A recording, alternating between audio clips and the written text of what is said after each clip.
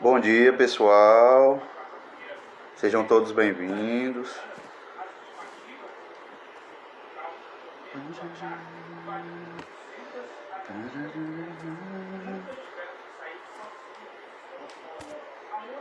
Pronto, bom dia.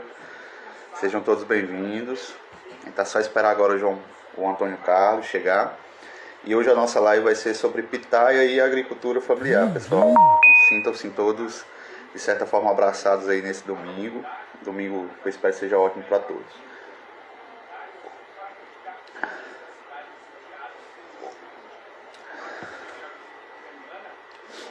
Pitaia do Sertão já chegou também. Então a gente só falta agora.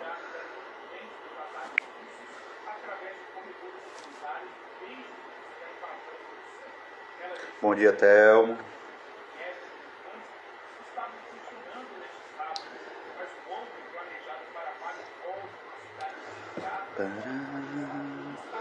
Bom dia, Pitaias. Pode pedir para participar já, viu? Já estou tentando ver se consigo incluir você aqui também.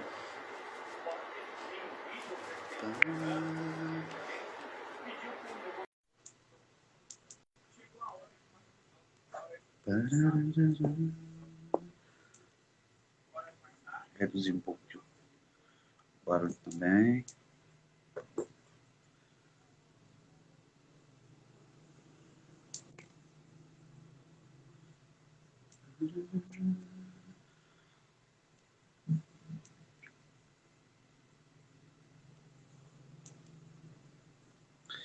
Tá aparecendo a opção para você, Pitaias, Antônio Carlos, tá?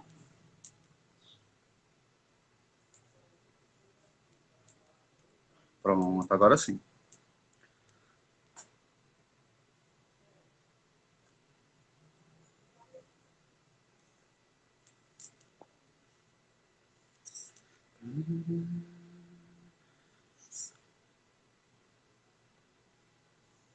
Bom dia, Isaac. Bom dia, Wesley. Sejam bem-vindos, meus amigos. Não tá dando certo, Pitaias.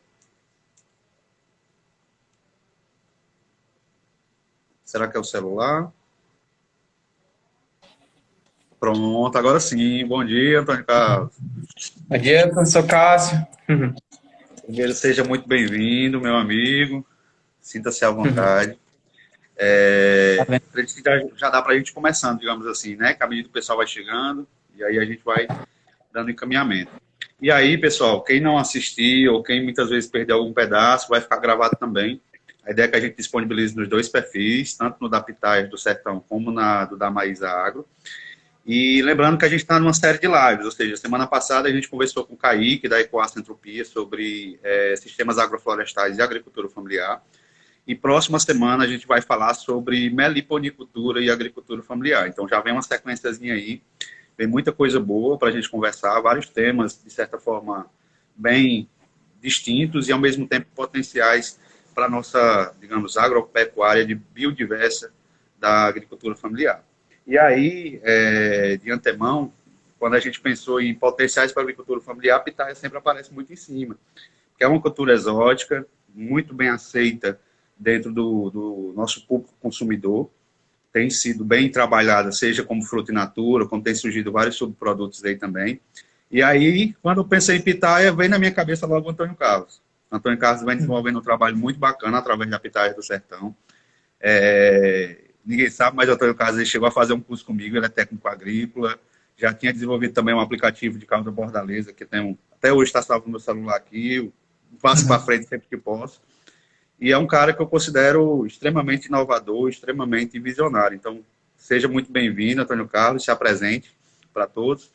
E se quiser já falar um pouco sobre a Pitaia do Sertão, falar um pouco sobre como surgiu e mais ou menos o que lhe levou a trabalhar com a Pitaia do Sertão. Por que pitaias, né? Por que não palmas? Por que não goiabeiras? Mas por que pitaias, né? Que é uma cultura tão interessante. Então, fique à vontade, meu amigo. Seja bem-vindo. Muito obrigado pelo convite, por ter aceitado o convite. Bom dia, professor Cássio, bom dia a todos que estão aqui presentes na live. Desde já quero aí agradecer pelo convite, tá bom? Eu que já fui aí, como você falou, já fui seu aluno, né? Participei aí de um curso de citros, tá bom? E quero também saudar aqui a todos meus colegas que estão aqui na live, tá bom? E dizer que estou muito feliz por estar participando, tá bom? Como você já me apresentou aí, eu sou técnico agrícola, certo? Me formei aí no ano de 2019 no Instituto Federal do Ceará, né, no campus aqui de Tianguá. E desde o primeiro semestre, né, que eu conheci a Pitar, né, através aí do meu professor Clemilton, né, quero aqui também saudar ele aqui, que ele foi o principal responsável por eu conhecer essa cultura, tá bom? Ele recebeu aí umas mudas doadas aí pelo doutor Lúcio, né, do campus ele trabalha, é pesquisador da Embrapa, né, de Teresina, e doou essas mudas para o Instituto, e aí a gente foi trabalhando ela, né? Eu fiquei muito curioso desde o início que ele trouxe a pitaia. Nos meus intervalos lá de aula eu ficava cuidando dela, tirando fazendo um pod, né? Daí que eu fui trazendo algumas mudas aqui para casa e me interessei bastante, né? Pela pitaia, pela sua rusticidade, fui vendo aí ela crescendo e fui pesquisando, gostando muito. Aí quando eu provei ela, aí rapaz, eu acho que é por aqui mesmo. Tenho que estudar essa planta aqui, que é tão nova aqui no Brasil, né, professor?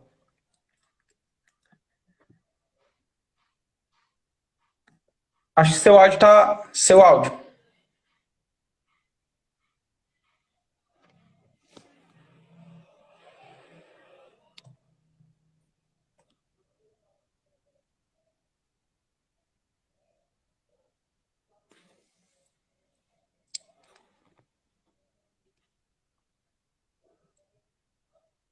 Professor? Fechou de novo. Mas Professor, saiu seu alguma coisa? áudio. Saiu, Não, né? saiu não. Não Saiu saiu. não? Pronto. Pois desculpe. Pessoal, e assim, como o Antônio Carlos falou, a pitaia ela é um fruto que se deu muito bem com a gente. Tanto do ponto de vista de consumidor, ou seja, o nosso paladar se deu muito bem com a pitaia, e ao mesmo tempo o nosso clima. Então, eu que sou filho também do IFCE, eu considero uma das coisas mais que mudaram a minha vida, transformaram a minha vida. E eu fiquei muito bacana, né? Porque desde aquela época que a gente conversava, a gente dizia, seja o IFCE de outras regiões ou o nosso aqui de Limoeiro do Norte, a gente tem esse incentivo muito grande para que a gente tenha digamos, esse empreendedorismo, essa inovação como um viés, né? E aí, a Pitaias do Sertão, ela vem em consequência disso, né, Antônio Carlos? E Isso aí, aí. eu queria que você falasse um pouco para mim, por exemplo, e foi até uma coisa também que um colega colocou, que foi o Roberto, que era com relação aos ensaios, né? Por exemplo, que eu observo que você está trabalhando hoje com uma variedade imensa de pitaias, né? Ou seja, desde as variedades que o pessoal já cultiva, já consome de forma mais aberta, até as variedades que, digamos assim, estão chegando agora. Começaram a ser trabalhadas e, digamos assim, são, de certa forma, uma novidade, algo realmente que pode vir digamos assim, ocupar espaço tanto nas plantações como no mercado, né? E aí eu queria lhe perguntar, antes da live eu já brinquei com o Antônio Carlos, disse, deixa uns cladóis de pitaia para mim, da colombiana, né? Por quê? Porque o material que a gente tem observado, eu, pelo menos pelas fotos, como eu já vejo você postando, é um material que, para mim, parece um material excepcional. Mas você, dentro dessa variedade de pitaias, quais as variedades hoje, mais ou menos, que você tem trabalhado? Não precisa citar por nome, né? Mas se você quiser separar por grupos, né? Que a gente tem algumas que são com polpa branca, outras que são com polpa vermelha, a gente tem diferenciações de casca, né? Então, se você quiser falar um pouco sobre elas também, é muito bacana. E aí, Assim, o professor. Roberto deixou a pergunta, né? Qual é a sua preferida? Eu já disse a minha, né? Mas o Roberto deixou a pergunta, qual é a sua preferida, a sua variedade preferida? Assim, professor, dentro do ramo da pitaia, tem os colecionador e tem os caras que planta comercial. Eu decidi de início ser um colecionador porque eu quero testar as variedades, né? Como eu falei, cultura nova no Brasil, tem poucos estudos sobre ela, não tem como eu meter meus peitos e fazer plantio comercial. sem conhecer nada, né? Sem conhecer os materiais. Então, hoje eu estou com 50 variedades, tá bom? Testando aí elas. E tem umas que só para plantio doméstico mesmo, né? O colecionador.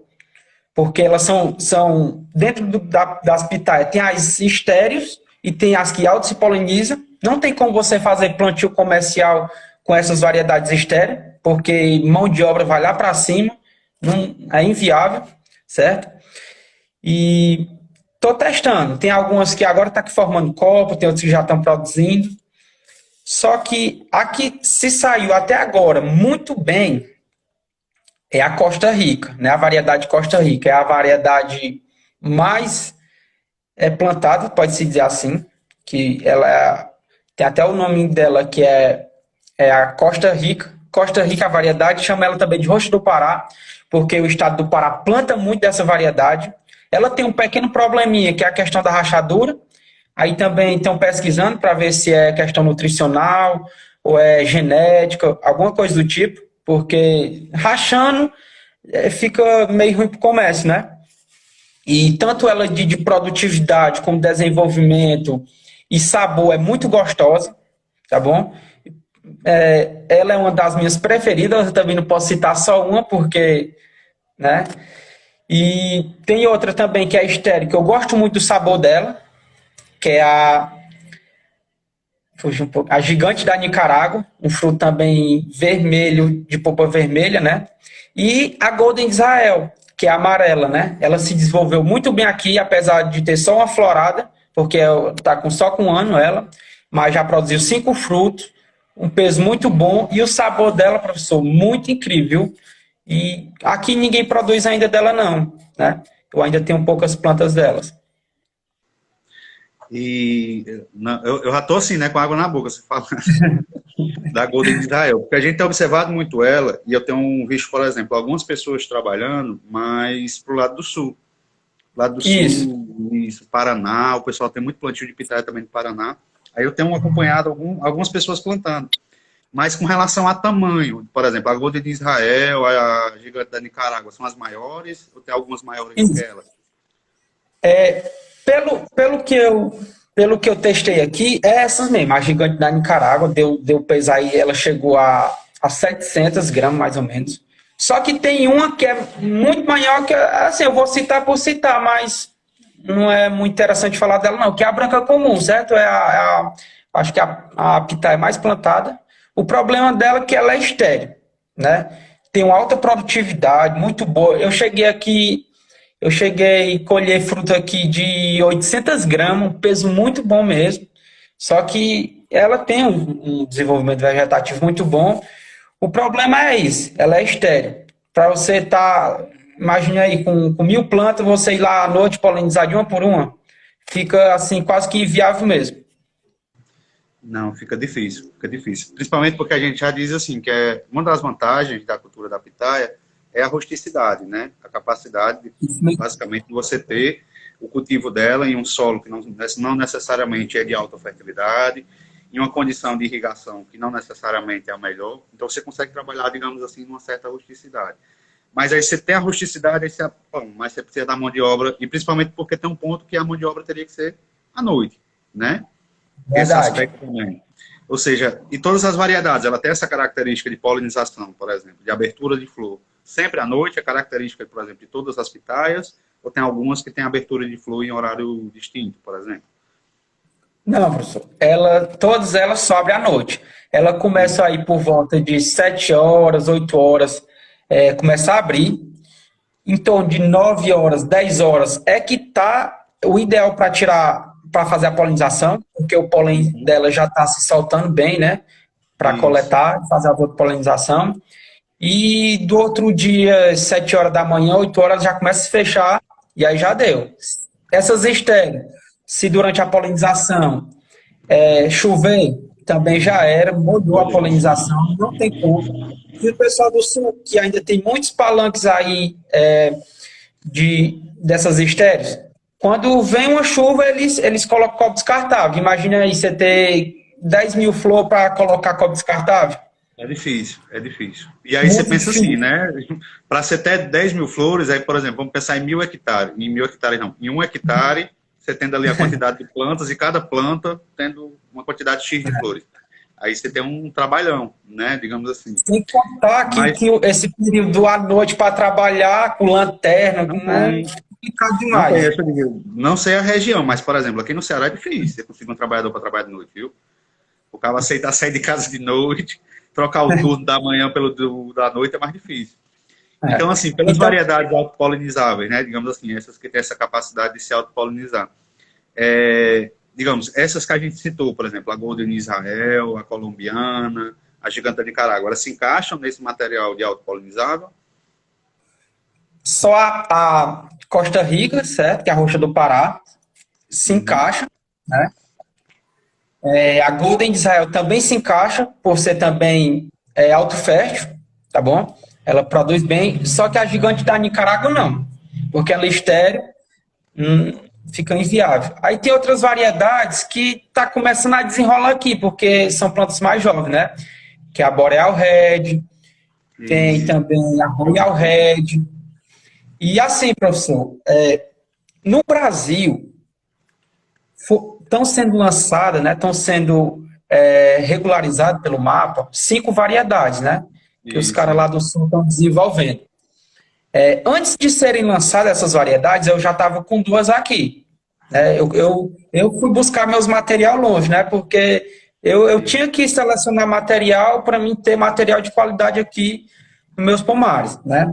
Fui buscar com os caras lá de Santa Catarina, né, na cidade de Uhum. Turvo. Lá os caras são os pioneiros mesmo no Brasil, né? São os irmãos Seutrin. Acho que alguém já deve ter acompanhado eles aí no YouTube. E eu consegui algumas variedades com eles, que é a Lua do Cerrado, né? É da Isso, isso. Embrapa. E a Luz. Trouxe esse material Isso. para cá, já está com 1 ano. E só você vendo, professor, não desenvolve. Me surpreendi muito. As plantas não Você se esperava que ela desenvolvem. chegasse e conseguisse ter a mesma adaptabilidade das outras, né? Isso, isso. Não sei se foi clima, alguma coisa do tipo, mas ainda estou com fé que ela se desenvolve, né? Estou ainda testando aqui. Aí tem mais 3 variedades que eles estão lançando agora, né, no Ministério, né? Tem que Isso, estou registrar elas, né? registrando. Isso. Essas 2 que eu citei, Lua e Luz do Cerrado, eu tenho elas aqui, são frutos de polpa branca, tá bom? Alto fértil. Tem também a mini pitainha do Cerrado, que eles também estão desenvolvendo, que é um fruto mais especial, eles são menor, né? Um sabor incrível. Ela é uma variedade vermelha com espinho de polpa branca. Tem também a variedade granada, que foi um cruzamento aí com a branca e a vermelha. Ela é de polpa vermelha, também eu vou tentar adquirir esses material. E tem também a âmbar, que ela é muito parecida com a amarela colombiana, né? Um fruto amarelo de polpa branca com espinho. Mas não consegui ainda esse material, pois ainda está sendo testada.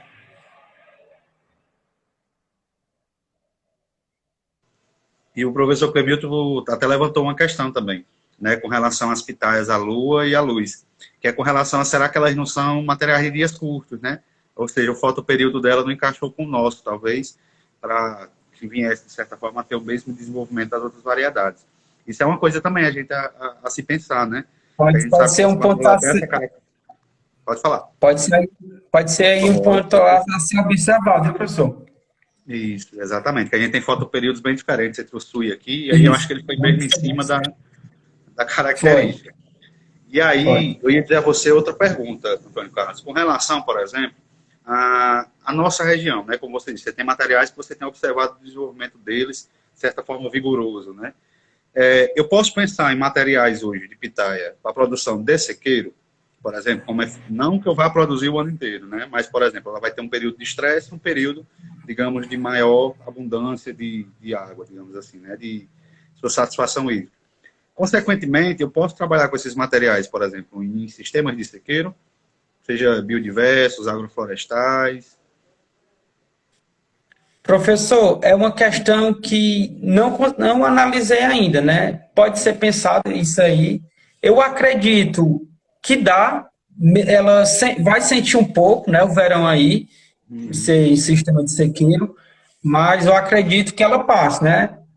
Mas é uma questão que deve ser analisada. Tipo agora no inverno, cortou totalmente. Pode passar aí uma semana ou mais sem chover que ela aguenta, tranquilo, não é uma planta tão exigente. Tem também essa questão das raízes dela ser bem superficial, né, professor? Ela aí atinge só camadas aí de até 20 centímetros. Por isso tem que ver essa questão aí da água. Não, eu tenho perturbado, até como eu citei também na semana passada, eu estou com uma turma de Pronatec, onde os agricultores eles produzem basicamente de sequeiro. E aí eu tenho incentivado demais para que, e já consegui alguns, né, para que a gente monte alguns sistemas lá de sequeiro, para que a gente teste essa, digamos assim, a ideia é obter primeiro uma alternativa, né, ou seja, não é pesquisa, mas é ter uma alternativa financeira para ele. E o segundo, sim, é obter dados sobre essa, seria produtividade, capacidade de sobrevivência, porque a gente tem, por exemplo, a palma, ela surge para a gente, do ponto de vista animal, né, para a produção animal, como uma alternativa extremamente viável, extremamente rica para a reserva, por exemplo, para a alimentação animal. E aí, apesar dela também, a gente estar encaixando ela, por exemplo, como um biopolímero, um biogel, em cultivos que a gente percebe que não suportam, por exemplo, um estresse hídrico. Então, ela entra como cobertura, né? Ou seja, ela entra para a gente como uma adubação, como uma cobertura morta, a palma. E aí, por exemplo, a ideia é a gente pensar numa cactácea, porque a gente tem várias frutíferas, né? Ou seja, várias frutíferas, inclusive frutíferas nativas do semiárido, sejam as espôndias, né? Como cajarana, cajá umbu, o próprio umbuzeiro. Mas a gente não tem, por exemplo, uma cactácea. E eu tenho uma lembrança muito grande, tanto da minha mãe, como da minha tia, como dos meus tios, que eles diziam que antigamente se comia palmatória, o fruto da palmatória da caatinga, né, o frutinho da palma. E aí eu digo, pô, se a gente conseguir, e é claro que o fruto da palma hoje também é comercializado mundialmente, né, como o figo da Índia, mas, Isso. digamos, se eu pensar na palma, pô, é uma chance do caramba. Tem até uma senhora, que ela é mãe de um produtor, sabe? Não vou dizer o nome, mas eu adoro brincar com ela, porque eu gosto muito da pitaia, e ela disse que não suporta. Aí eu, por quê? Eu disse, não, porque quando eu era criança eu comia o frutinho da palma. Aí se eu como a pitaia, parece que eu tô comendo a mesma coisa. Sabe? Aí eu fiquei, meu Deus, será? Será que se ela não vai aceitar, não vai entrar? Aí eu tenho feito o desafio para ela dela colocar nos sucos, né? De pegar a pitaia para colocar o suco digamos assim, no suco de caju, que é uma mistura muito boa, nos sucos de cajá, cajarana, para ela, digamos assim, tendo uma aceitabilidade da pitaia. Mas só para saber como trauma, né? Digamos assim, um trauma, né? Que é a alimentação do frutinho da palma. Mas eu acho extremamente viável, digamos assim, como você disse. A gente não sabe ainda o resultado, porque a gente não tem áreas de sequeiro, digamos, produtivas, nem em grande escala. Acho que tudo que a gente trabalha com pitaia hoje, quem produz grandes áreas, ele retém um pouco a informação que ele possui. E aí, pequenas áreas que a gente começa a trabalhar para poder gerar informação, é o que eu acredito que vai gerar, trazer essa informação, digamos, para mais pessoas. E aí, como até o professor também já apontou, o seu trabalho é um trabalho que me interessa muito. A gente já tem trocado informações desde que eu descobri você enquanto pitaia do sertão. E é o que ele aponta, diz assim, não só para a sua região, mas para o Ceará inteiro, não só para o Ceará, mas eu acredito para o semiárido inteiro. A gente tem essa característica, de, digamos assim, dentro das variedades que você está trabalhando, dentro dessas observações, só a luz e a lua do cerrado, essa observação que você fez, já é algo, digamos assim, norteador para a gente, que é uma observação de até certo ponto, digamos, preliminar, mas que já dá um direcionamento muito bom, sabe? E aí, dando seguimento, tem outra coisa também que eu queria lhe perguntar, né? Só Digamos, assim, seja... voltando ainda um Como é? pouquinho nesse assunto aí, né? Só voltando aí nesse assunto Pode, aí, pode ficar à vontade, pode ficar à vontade. dessas variedades, lua e luz, né? Lá no sul, os caras têm uma produtividade muito boa, tá bom? Inclusive, também eu trouxe outra variedade, que foi a Vietnamese White, né? Uma variedade aí do Vietnã. Ela também é alto fast, muito produtiva, os caras produzem muito lá. Inclusive, a polpa branca é a mais consumida, por incrível que pareça, né? E aqui ela já não desenvolveu muito bem. E já as, as variedades de polpa roxa, lá não é tão bom. E já aqui tem um desenvolvimento melhor. A gente observa que tem essa característica também, né? E eu digo, é igual a macaxeira, é muito de região, sabe? Tem região que você vai, a pessoa gosta da macaxeira branca, e que você vai, tem região que você diz, eu só gosto da amarela. Até brinco, eu digo aqui, quando eu estava em Mossoró, o pessoal de Mossoró, o pessoal do Rio Grande, gostava muito da macaxeira amarela. E aí a gente vem aqui pro Ceará, cruzou a linha, cruzou a linha da fronteira, o pessoal já gosta de macaxeira branca. Então é a característica que, querendo ou não, impulsiona, inclusive, os cultivos, né? Então, para a gente, se a adaptabilidade das polpas vermelhas, das polpas coloridas, elas já estão tão boas, a aceitabilidade delas também são melhores, né?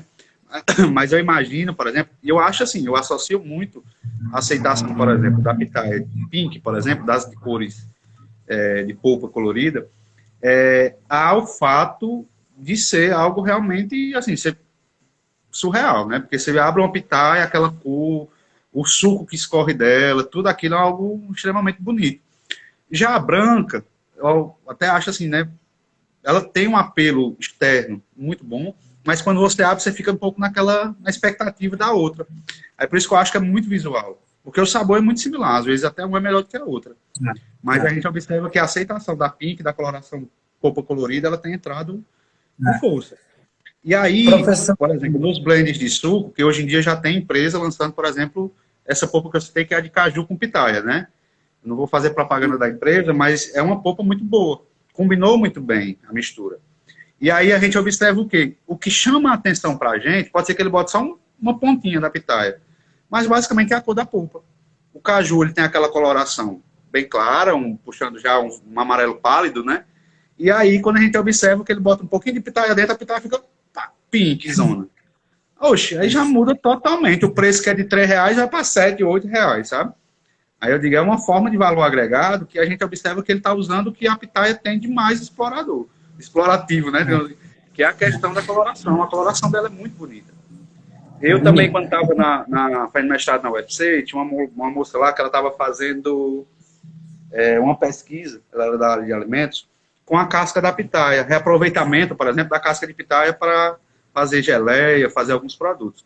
E aí eu ficava pegando aqui na minha região, onde tem um pequeno produtor familiar, e levando para ela, porque era muito mais barato. Por exemplo, lá, na época, era 20 e tanto, 26, 28, e na época o agricultor vendia aqui direto, indo buscar lá a R$6, R$8 o quilo, né? Que era muito barato também para ela. Aí eu levava, eu chegava lá, eu tinha que juntar o suco dela, sabe? Por quê? Porque o menino era suco ali em todo canto, sabe? Escorrendo nas sacolas, escorrendo nas coisas. Por quê? Porque a gente observa que ela tem essa característica, sabe? Muito apelativa, que eu acho. Essa coloração bonita, uma coloração, eu digo, um fluo, assim, né? Um negócio bem bonitão mesmo. E aí, Antônio Carlos, você acha, por exemplo, dentro disso, seja irrigado, seja... Pode dizer. Antes de você fazer a pergunta aí, né? Destacar esse comentário aí do professor Clemilton, né? É o cara que eu já citei aqui antes, que foi o meu professor, o principal responsável aí por hoje eu estar trabalhando com a Pitaia, né? Quero até deixar aqui um abraço para ele, e um cara que eu me espelho muito. Professor também do IAC. Tá presente, viu? Pois é. E aí ele falou aí, ó, pelo nome Lua e Luz deve ser associado a fotoperíodo. Isso aí eu não tinha observado e pode ser realmente isso aí mesmo, né? Lua e Luz de Cerrado tem muito a ver com o fotoperíodo, né, que ela exige. Obrigado, professor, pelo comentário aí. Mas é assim, eu tô gostando muito das colocações do professor também. Qualquer dia a gente dá uma puxadinha nele também pra gente usufruir um pouco do conhecimento do professor Clemilton, viu? E sim, Antônio Carlos. Pensando, por exemplo, digamos assim, né, que é o contexto que a gente está discutindo realmente, é a agricultura familiar, pequenos cultivos. Pensando hoje em pequenos cultivos, seria mais atrativo para o agricultor trabalhar com a variedade só, escolher uma dessas variedades que, por exemplo, você tem apontado como autopolinizáveis, que são, digamos assim, já tem um comércio mais certo, ou será que ele deveria, digamos assim, já apostar, por exemplo, nas variedades mais novas, como a Golden de Israel? Assim, professor, eu acredito que para pequena escala seria bom ter quanto mais variedades melhor, devido às opções, né? Porque muda muito o sabor, muda muito, né? Mas acredito que seria uma opção boa, porque assim, pequeno cultivo não tem tanto trabalho, né? pequeno cultivo dali para você polinizar e tudo. E você tendo uma opção, seria mais interessante aí para os clientes, né? Provar E todos os sabores e tudo. Seria interessante.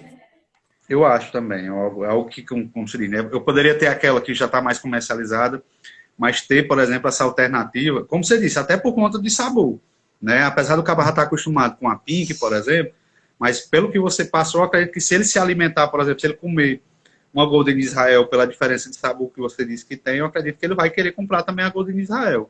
Acredito que a tendência é essa, né? Ou seja, ele vai por essa, acaba levando aquela, porque acaba sendo atraído pela que já se acostumou e acaba tendo a oportunidade de consumir novas opções, né? Acho que é muito, Isso. muito A interessante também nesse. variedade branca comum, né? Ela tem uma certa acidez, ela não é tão docinha como as outras. Eu E tem acho gente, também. que gosta mais dela, por ela ter essa acidez, né? Já as de polpa vermelha, né, e amarela, elas são muito doces, muito, muito doces. Inclusive, eu quero também destacar aqui, professor, a variedade Pink, certo? Que é uma variedade muito, mas muito boa. Desenvolvimento vegetativo boa, alta produtividade, só que tem um problema, é estéreo, né? E ela tem outra observação a se fazer aqui, que ela é uma variedade que ela pode dar fora de época, certo? Isso aí é interessante. E eu acredito, aqui para nós em clima, né? Clima Nordeste, né? Aqui no Nordeste, acho que a gente pode ter pitaia o ano inteiro. Isso eu acho que a gente pode tá à frente dos caras lá do Sul, né? Que tem aí um fotoperíodo mais baixo aqui que o nosso. Ah, eu acredito nisso também, sabe? E algumas culturas, como essas culturas que a gente tem mais adaptabilidade, e o fotoperíodo, quando ele não é um limitante, como disse no caso da luz, por exemplo, quando ele não é o limitante, ele age para a gente, a impressão que eu tenho, por exemplo, enquanto profissional de agronomia, ele impulsiona. Você pega, por exemplo, o figo roxo de Valinhos, que lá no sul, lá para o lado mais, digamos assim, onde o clima está um pouco mais ameno e o fotoperíodo é diferenciado, ele, por exemplo, leva às vezes 90 dias entre uma poda e uma frutificação. A gente coloca ele aqui dentro do semiárido, metade do tempo ele já está fazendo a mesma coisa. Então, ou seja, muitas vezes esse fotoperíodo que a gente tem um pouco maior, eu acredito que ele funciona para a gente, digamos, impulsionando essa produção, sabe? Então, eu acho que a gente tem essa oportunidade, apesar de a gente, digamos assim, competir até certo ponto com eles, eu não vejo competição, mas digamos no sentido de que são produtores em regiões diferentes, mas eu acho que a gente tem um potencial aqui de desenvolver a cultura da pitaia de uma forma ainda maior, talvez, do que lá na região mais, digamos, o sul-sudeste. Por quê? Porque, como eu digo, ela está vindo desse clima, né? Ou seja, ela é originária de um clima semiárido. Então, acho que fica muito bacana quando a gente tem essa condição, digamos, similar ao clima mais original dela, para estar trabalhando com ela de forma ampla. Tanto que tem um produtor, a gente está dialogando, montando um projetinho para montar 6 hectares de pitaia. E a ideia é montar esses 6 hectares para tentar ter volume. E a ideia é começar a jogar dentro de algumas capitais. E aí eu acredito que esse é o que vai, assim, ele talvez puxe mais alguém. Por quê? Porque à medida em que o pessoal for percebendo, produtores do porte dele forem percebendo o potencial que a cultura tem, inclusive para exportação, digamos assim, eu acredito que a gente vai ter, digamos assim, o desenvolvimento da cadeia produtiva de forma ampla. Até porque a pitaia, como eu disse, a gente não tem só a alternativa de vender o fruto in natura. A gente tem oportunidades infinitas, né?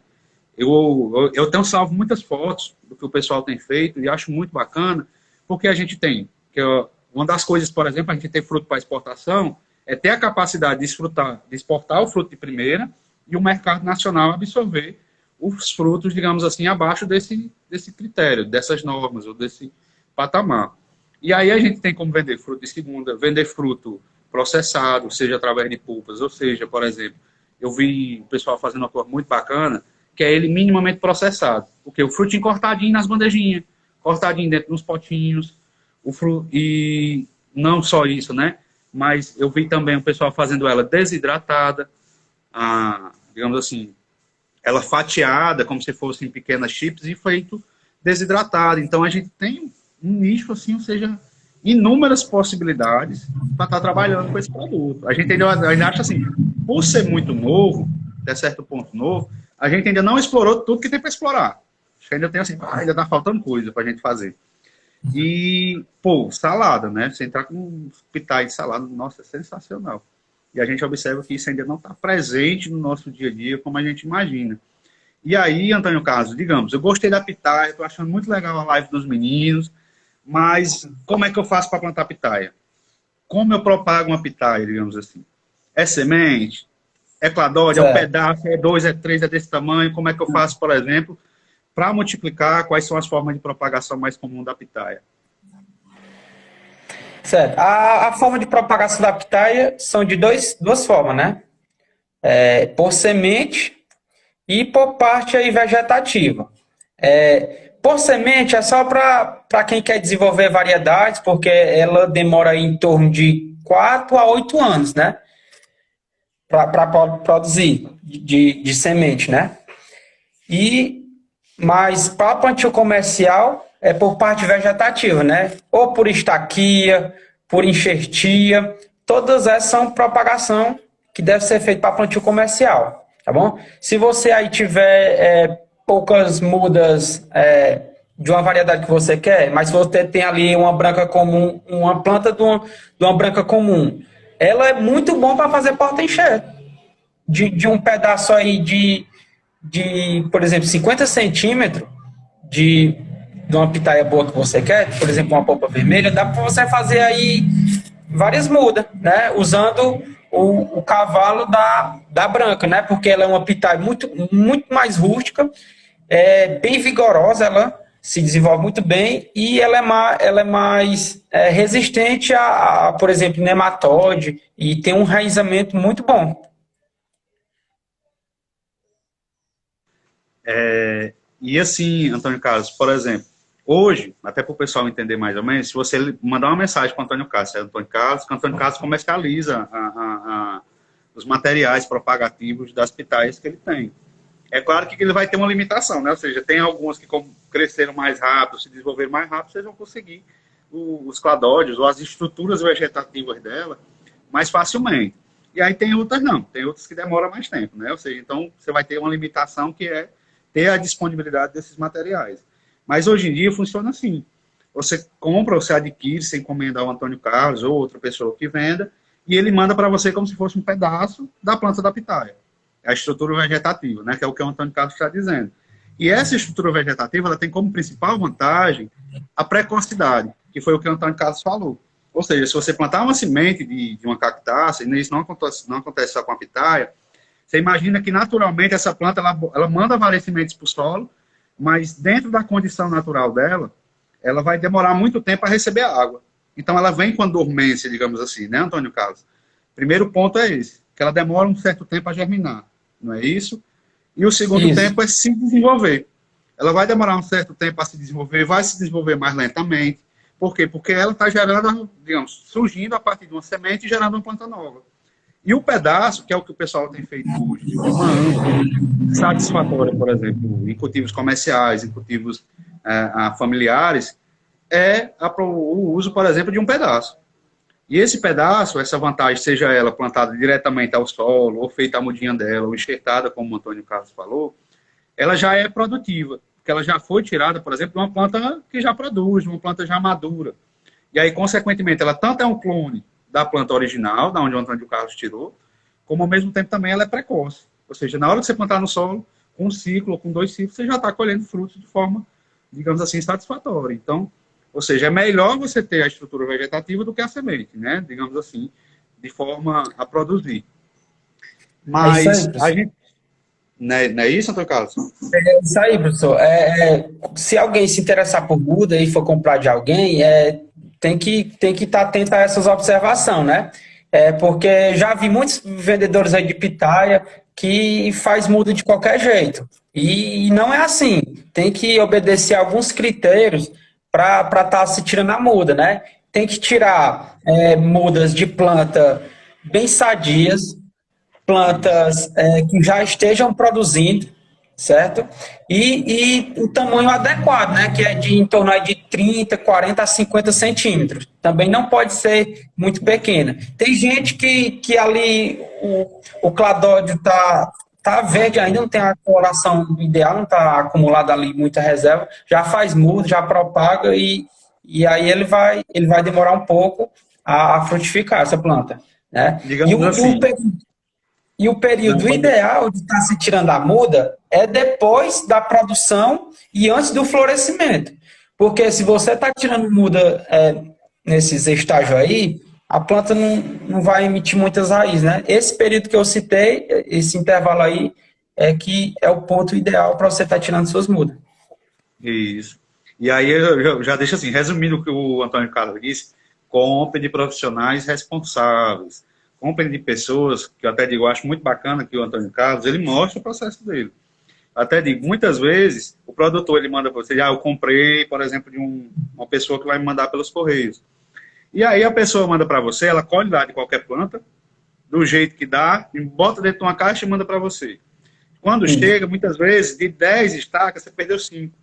Por quê? Porque muitas vezes a estaca ela não foi limpa da forma adequada, que é o que a gente tem que fazer com qualquer propágulo, é fazer uma limpeza, no mínimo, com hipoclorito de sódio.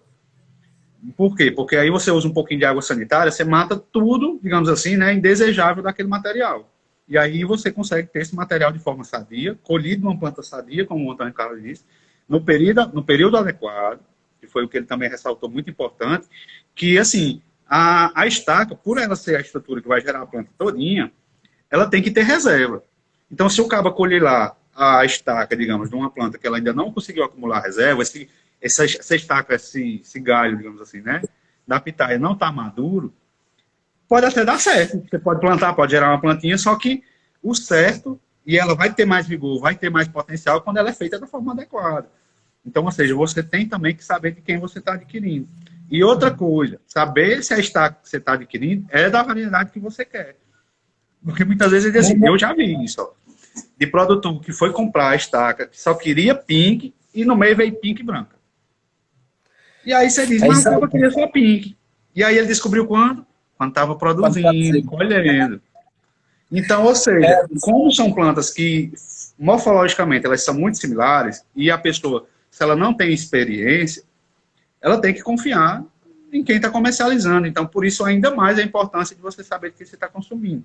O Antônio Carlos já faz propaganda, porque, como eu disse, eu vejo ele fazendo todo o processo. Eu vejo ele fazendo o processo adequado, sei, pelo conhecimento que ele tem, pelo comprometimento que ele tem, que ele vai fazer um negócio bacana. Então, aí eu já deixo até a dica. Quem quiser depois já vai mandando a mensagem aí. Eu já estou na fila, estou no topo da fila lá para conseguir minhas destaques. Então, vamos mandando aí para entrar na fila também. E aí, assim, eu vou aproveitar... Pode falar, André Cássio, fica à vontade. Quando for comprar também muda, que elas venham corretamente identificadas, né? Porque se não vir identificado, do jeito que está rolando tantas variedades aí, você só vai saber realmente a variedade quando ela produzir. Aí, às vezes, você está comprando aí elas todas estéreo. Aí você demora aí 1 ano, 2 anos, quando ela começar a soltar os botões florais, ficar abortando. E aí é um problema, né? Perda de tempo e perda de dinheiro aí. Aí você vai ter que arrumar comprador para pitar, que você não tinha, se antes você não tinha, você imaginava que não ia ter. Porque você não vai arrancar o negócio, tem que arrumar comprador. É assim. Antônio Carlos, então digamos assim, vamos continuando, porque ó, o pessoal quer que a gente chegue lá na parte de comer o fruto. Eu fui lá, gostei da pitaia, tô achando bacana, comprei e encomendei as estacas ao Antônio Carlos. E aí, o que eu preciso fazer? Primeira coisa que eu sei é que pitaia só dá certo se tiver um tutor, não é isso? E aí eu posso botar qualquer tutor? Isso mesmo, professor. Hoje, a implantação, eu acho que assim é um gargalo, sabe? Porque eu vou implantar uma área ainda e fico matutando aqui na minha cabeça qual o sistema de condução que eu vou fazer, tá bom? Porque o ideal, eu sei o ideal, mas será que eu vou ter dinheiro para fazer essa implantação? Primeiramente, quando eu implantei aqui, eu usei tutor de sabiá, certo? Os morão de sabiá. Já digo aqui para vocês a minha experiência, que foi muito ruim, porque com certo tempo ela racha, e aí pode cair também o morão, aí você vai perder aí muito tempo. E o ideal seria tutor de concreto mesmo, tá bom? Tutor de concreto. Sai caro, sai, mas aí a gente tem que pensar em uma planta que dura de 15 a 25 anos, tá bom? Dependendo do seu manejo. Muita gente se surpreende por esse período que ela vai pensar, Período, mas né? é isso aí, né? Então, um tutor de madeira não aguenta esse tempo todo, né? Fazer substituição de tutor com a planta grande é difícil, né, Antônio Não, Carlos? eu já vi vídeos os cara substituindo, mas é Complicado. uma mão de obra monstra, tem que usar maquinário, não tem como. Os pessoal também usa muito eucalipto tratado, e o eucalipto tratado não é muito também legal, porque ele não dura também o tempo adequado, e sem contar que a pitaia, ela também emite algumas raízes adventícias, né? Elas gruda no tutor, ele vai também buscar nutriente no solo. E sendo o eucalipto tratado, ela não enraiza. Então, o ideal é mourão de Concreto. concreto. Só que você tem que ver aí no seu orçamento, porque o mourão hoje custa aí em torno de 25 a 30 reais. Uma boa Exatamente. opção que eu vou estar testando também agora, professor, é a questão de tutor vivo, que já pode ter uma redução aí no custo de plantação. Vou fazer experimentos com glicídio, né, e moringa, são duas plantas leguminosas, tá bom? E eu acredito que vai ser muito bom. Por quê? Porque eu vou reduzir meu custo com o tutor e, por consequência, ela também vai dar ali uma proteção contra o sol, né? Porque no inverno as pitaias sente muito, né? Ela vai, vamos dizer assim, que ela vai ser um sombrite natural. Ó, e vocês que ouviram a última frase do Antônio Carlos, é isso mesmo, sabe? Ou seja, a pitaia, ela sofre mais no período de inverno, não no período de seca, sabe? Não é isso, Antônio Carlos? Por quê? Isso. Por se tratar de uma cactácea, por ser, por exemplo, a maior parcela dela, a água, ela tem, digamos assim, uma certa susceptibilidade no período chuvoso, por exemplo, apodrecer, ter uma doença, ter algo do tipo. Então, ou seja, essa proteção que o Antônio Carlos cita, de ter uma proteção, muitas vezes, até para reduzir a pressão de chuva sobre a planta, já contribui muito, porque ele tira essa pressão, por exemplo, muitas vezes vai lá pressionar a raiz com água, com excesso de água, solo saturado, isso ajuda demais. E, Antônio Carlos, com relação ao preço dos tutores, por exemplo, eu concordo demais com você. Eu acho que a gente pode até começar, eu conheço produtores, e às vezes eu chego para ele, para a gente falar sobre pitaia, quer plantar pitaia, eu falo sobre o mourão de concreto, só que aí, às vezes ele assim, pô, mas não tem, eu vou colocar uma estaca. Eu digo, rapaz, você pode, mas você tem que saber uma coisa. Você tem uma cultura que nem você disse, pode explorar ela até uns 25 anos, no mínimo. No mínimo, né? Assim, estou jogando um bicho lá para o final do mundo. Não, mas digamos aí, você tem 15 a 25 anos tranquilo. E aí, você tem que abandonar a área, ou você tem que fazer uma mão de obra, tem um dispêndio imenso, renovar essa área, porque com 6 anos você já perdeu o tutor. Ou seja, você tem que imaginar que essa é uma Isso planta, mesmo. é porque assim, o Antônio Carlos, para a gente que conhece, mas muitas vezes para quem estava tendo contato a primeira vez, ela é uma planta que ela vai subir como uma planta qualquer. Ela vai subir, vai ter lá a sua, digamos, seu tutoramento, colado do tutor, mas quando ela chega no ponto, no topo do tutor, ela vai gerar um peso, uma carga. Ela vai lançar digamos, os ramos produtivos, né? Vai lançar as suas estacas que vão vir posteriormente com frutos. Então, pessoal, você tem que imaginar que essa estaca ela tem que aguentar o peso. Ela tem que aguentar o peso da copa da pitaia. Então, se eu boto uma estaca, às vezes fraca, fina, não tratada, e quando é tratada, a gente tem esse problema, por exemplo, de ter essa substância afetando, inclusive, a cultura, sai, de certa forma, um tiro pela culatra. Porque você poderia ter uma área produtiva, uma área, digamos, até certo ponto, com uma longevidade muito alta, você corta tudo isso à medida que você usa. E eu já vi algumas ideias, viu? Quando eu falo isso, às vezes eu acabo dizendo, vou botar um saco de silagem. Vou meter a estaca dentro de um saco de silagem, vou enterrar e vai aguentar mais tempo. Não aguenta. Você às vezes prolonga um pouco mais. Mas, macho, é um negócio que você já sabe que você vai ter que trocar. Não tem como. E às vezes, por exemplo, a gente tem que ter outra limitação, que é com relação aos sistemas orgânicos. Se a pitaia ela é orgânica, ela não pode trabalhar, por exemplo, com a eucalipto tratado. Então, ou seja, eu já tenho outra limitação, porque ou tem que ser a madeira crua, crua sem tratamento, ou a estaca de cimento. Então, eu vou para cimento, de todo jeito. E outra coisa, né? Pode falar, no caso, fica à vontade. Nessa semana eu estava conversando aí com um colega aí que eu conheci no Espírito Santo, né? E ele vai implantar lá uma área. E ele ia usar uma madeira qualquer, né? Uma madeira de sabiá fina e tudo. Aí eu achei assim, essa questão dele aí, né? Você jogou um conselho para ele?